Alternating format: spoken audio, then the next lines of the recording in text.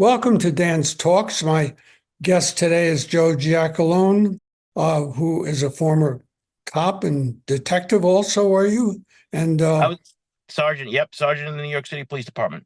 and was um, author of a number of books, including a criminal investigative function for the police, which has become kind of a Bible, and a new one called the Cold Case Handbook, which I've been Um, last, one of the reasons you're on is because coming up on April 11 to 14 is the Hamptons Whodunit Festival, which is a very exciting time here in the Hamptons. We'll be talking about that. And I've been reading John Connolly's books, who does a lot of cold case stuff, and he was an honored guest last year at this event. But let's talk about first of all about your career. What got you interested in law enforcement in the first place when you were young? Well, I started out. I became a cop in 1992, but way before then, if you asked my parents, they would have bet the house that I would have been a fireman. My godfather was a New York City fireman, and he would take me into New York City to see the firehouses and the trucks, and I had the hats and everything to go along with it. And then, if you remember, there used to be a TV show, Emergency. Uh, And I don't remember too much of it, but my mother said I used to sit in front of the TV and just stay there, and watch the entire show without saying a word. So they thought I was going to be a fireman. But when the time came to take the exam, the fire department wasn't hiring. They weren't hiring for years. So I decided then to take the police department test because you were able to then what they refer to as lateral over. So let's just say a year or two down the road, they came out with the test. I could then leave the police department, go right into the fire department without losing any time I had already spent in the police department. But that didn't work out either. So yeah, they didn't give a test until I actually had gotten promoted to sergeant already. And at oh, that point, I would have then taken a pay cut because I would have gone down to the top pay of a fireman, but I was still making more money as a sergeant. And I had already about 6 years into it, and I decided I'm going to stick with this career, and I'm glad I did. well, you're going to be at this Hamptons Whodunit, and what are you going to be talking or having a reading, or what is going to be your job, or what is your plan? Yeah, well, this is the second time I'm back. I was at the first ever one last year, and so this is the second annual, and I'm excited about it. They've actually made me a true crime consultant for this time too. I helped them get some of the people as speakers. I'm going to be doing a part of a couple of panels. We're going to be talking, of course, about some cold cases. I'm going to be part of this. They have a wine and crime event that they have, and I'll have there'll be book signings and stuff like that. But I'm easily available, right? I'm at the event. I'll be in town. I'll be, people I can ask questions. It's actually great in that respect because it's such an intimate venue. You get a chance to actually speak to people that maybe have watched some of your TV shows that you've been into. So it's kind of fun. It's in several venues, I think, throughout the Hamptons this time, much larger than it was. Um, and just curious what your take is with having written these manuals, to compare a true crime with fictional crime. In particular, I've been reading John Connolly's books, and someone once said to me, "Oh, none of that's true. I mean, it's not true. He's made, it's fiction." But it sounds true to me, and I wondered what your take on this was and how it might differ. Well, many of the fictional books that you read have a lot of truth to it, right? So when people do say that, I say, listen, yes, there is some literary license. However, most of them can compare to a police procedural, where they Yeah. go through the different steps and the different things. Because especially now, as the true crime community is growing, people becoming more informed, they're getting better educated about the actual field and what actually goes on.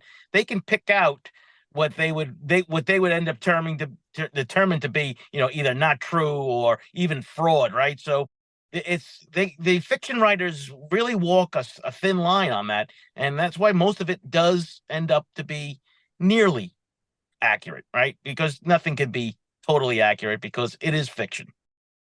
What brought you to write these manuals? Well, so I've been teaching at John Jay College for the last 19 years.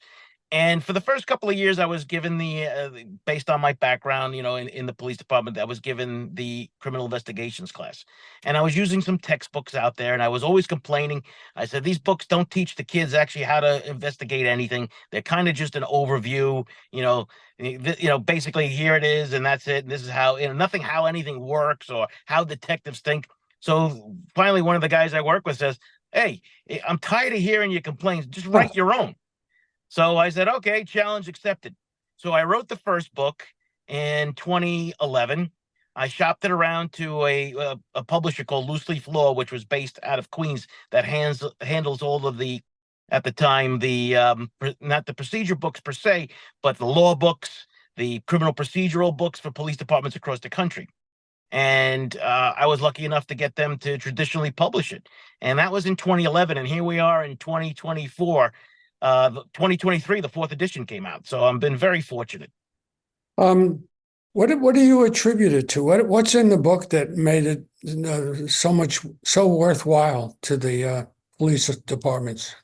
Well, the feedback that I have gotten, so let's put it this way. The first validation I got was when the New Jersey Civil Service Commission adopted it for their police promotional exams. So for a number of years, they were using it in the state of New Jersey to ask questions regarding the investigative portion of their exam. So that was a big validation moment for me right there. But from the feedback that I get from the students and even detectives in the field is that it's easy to understand, it's straightforward to the point, without the fluff, without the hyperbole, without telling stories that don't need to be told, just in respect of, here's the material that you need to know. This is something to think about, or suggestions that the detectives could use, and they really picked up on it.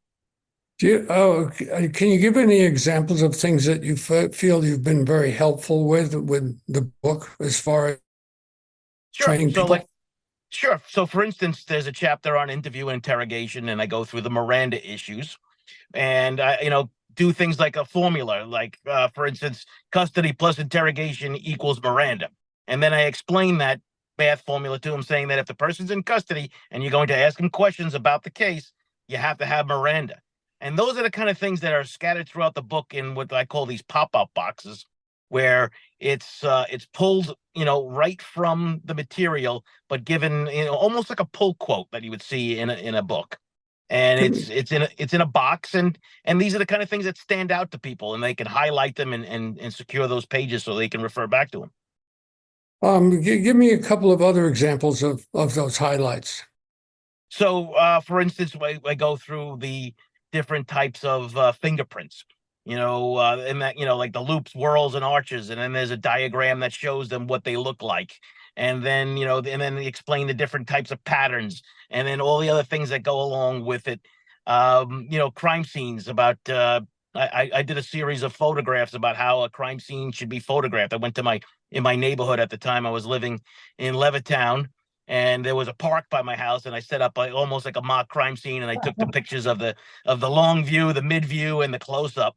So that's the kind of thing it's what people liked about it is that, yes, it was easy to read and it was simple, but adding those extra things like the photos or the diagrams and the drawings kind of nailed it home. So it gave everybody an opportunity to do it, not only reading it for reading comprehension, but also the visual part of it.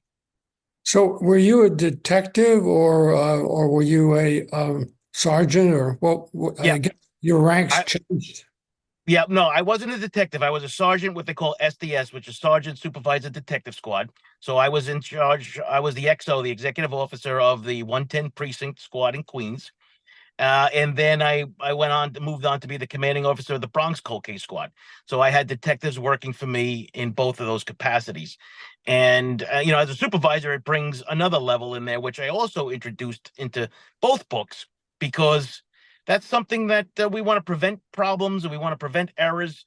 So, yes, of course, there's nothing that says that I'm perfect in any way, and there's nothing to say that I know everything. But many of those things were built upon the experiences that I had, and learning even from the detectives about how some of these cases could go. And sometimes the ones that you lose, or the ones you get beat up upon, are biggest learning opportunities. Are there any cases that stand out in your mind that you could talk about that might be Yes, interesting to listeners? sure. Well, the biggest case we had in the cold case squad was a man named Angel Garrity. He was, he was a serial killer, but he was eventually we had him for 4 murders and 7 sexual assaults. And we ended up he was in the Dominican Republic. We had to go through that whole process to get somebody out of another country. It was difficult at the time. We ended up only being allowed to bring in one of the homicide cases into a Bronx court because that was part of the deal with they had made with the government of the Dominican Republic. Believe it or not, they can dictate what happens with their citizens if they're going to hand them over. Yeah. And ultimately, he did go to. We went to trial, and he was convicted and sentenced to 25 years to life. So that's basically our trademark case, or the one I was part of that I'm most proud of, because the detectives did some amazing work on that case, and even the traveling involved and everything else that happened. It was a fantastic display of detective work. Anything here on Long Island that you recall? No, because our jurisdiction was only in New York City. But there were some cases that we've had that we helped other departments, so specifically Yonkers, that had we had helped them up with some cases of some of the they had a serial killer that was going on, and they had left some unfortunate bodies in the Bronx that ended up being residents of Yonkers, and we helped them put those cases together. But they ultimately, got the case together, prosecuted it up in Yonkers. But Oh, are you still a police officer or? Oh no, I retired. I retired on October 31st of 2012. So on Halloween during the storm of the century, I kind of summed up my whole career, so to speak. So what have you been doing with your time since? Well, like most people during the pandemic, I took advantage of it, and I that's when I wrote the fourth edition of the investigation book, and I wrote the new book that just came out last year too, called the Cold Case Handbook.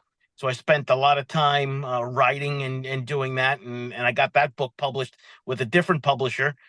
And both works I'm pretty proud of. And like I said, I used my lockdown time to concentrate because there wasn't really, if you remember, right, there wasn't really any distractions. Yes, Yeah, you can have television, you can have all this stuff, but there wasn't any place I had to be. I had to go, yeah. so it was pretty easy to sit down and write. How is the cold case handbook different from the first book? Okay, so the cold case handbook is much different because of the fact that it is a much different investigation. So, for instance, in the real world, when you have an investigation going on, you have a body, you have a crime scene, you have all those steps that you need to do about securing the scene and all those things to worry about, which the first book covers. In a cold case, you don't have that issue, right? You don't have a scene, you don't have a body, you don't have any of that stuff. You're picking up a case 20 years later of something that somebody else has done, and it is the most difficult case of all. And I explain this to writers because they've asked me like, Joe, well, what what's the difference? Whatever. I said, okay, somebody has written a novel that they only half finished, and now you have to finish it. So what do you need to do? Oh, I need to go back and read the entire thing from the beginning. Well, exactly. And then you have to make sure that you're not tainted with what the first person wrote. So it's a process, and I lay that out for investigators, and the book has done very well on its own. So I'm Well, kind of now there's all the new tools that didn't exist 20 years ago. Well, exactly. So right now, for forensics wise, the digital, not the digital, excuse me, the forensics part of it, meaning the DNA has gone leaps and bounds, right? So we now have this investigative genetic genealogy that we're seeing closing, like cases like the Golden State Killer out in California, and some other cases.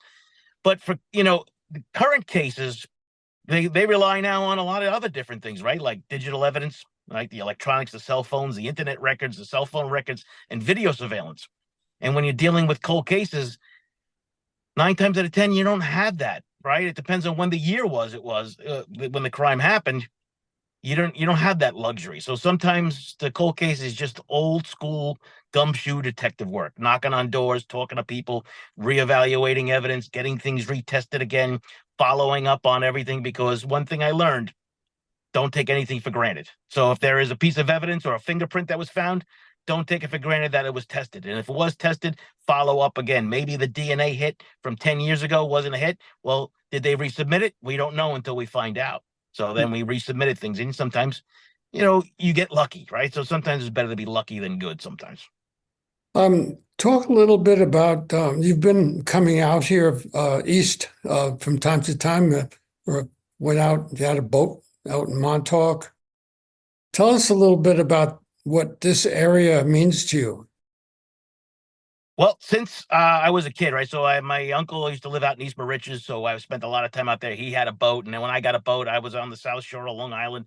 I love the fishing and stuff. But when my wife and I got married, she was a city girl. She spent her whole life there, and I wanted to take her out to Montauk Point, and she had never been out there. And I took her out there when we were kids, and she fell in love with it. And we got married. It's been 25 years, and just about every year, except for the last couple, we would go out there. We'd spend time, if people know, on the north side of the Sun and Sound. We would rent a place during October because remember I was a teacher. She was a teacher at the time, and we had off for the Columbus Day weekend, and that used to be like our weekend. We would come up to Montauk and spend the time, go to John's Pancake House, and do all those things that the tourists do, right? Because it's fun. We liked it because it wasn't a lot of people around. It's kind of like you have your whole place to yourself. You can hang out in the library, or you can go to shopping in the stores and eat at all the restaurants without having so many people there. It was a lot of fun, and it's something that we always remember. Yeah, and the fish are running too in the fall. Oh yeah, yep. And you're coming into the seasons where you get the bluefish and the weak fish and everything else that goes on. So yes, Gospin's Dock, I know, that all that has changed up there now. Yeah. But it's still fun to do it. So my wife is actually coming with me this year because she said, I want to go back. We haven't been there so long. So she's going to be spending the weekend with us up there in the Hamptons at the festival, and she wants to take a look around, and we'll probably sneak away and take a ride to the point at some point during our stay. Describe the festival in a couple of minutes, what the different kinds of events that are going to be taking place. This is 11 to 14. Right. So this event, like I had mentioned earlier in the podcast, is really intimate. And what I mean by that, I mean, you can talk to some of these famous authors that will be there, and some of these true crime people that you see on television just about every week. And it's the accessibility to people that are in this industry is amazing. And even though there's a number of different venues, they're all pretty close within walking distance. There really isn't a necessary, or at least I didn't find it necessary, to drive anywhere. You can put your car, you can park it in one of the many lots that they have. So I know people say, what about parking? I know it's tough.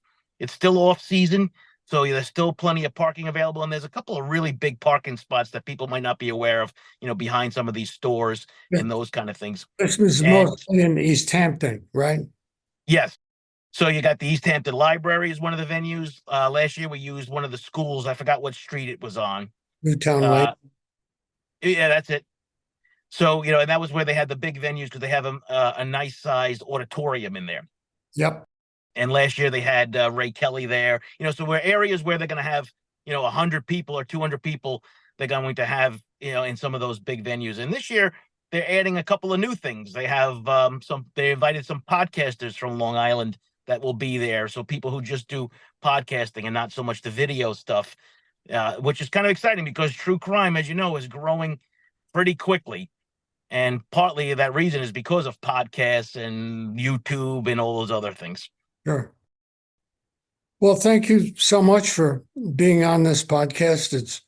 We covered a lot of ground, and I'll see you there. I'm going to be going to parts of it as well. Well, I'm looking forward to meeting you, Dan. So make sure you find me. It's like I said, it shouldn't be that difficult to find me. I will. And I will look for you too. Sure. But it's great talking to you. Thank you very much. Thanks. Have a great day. You too.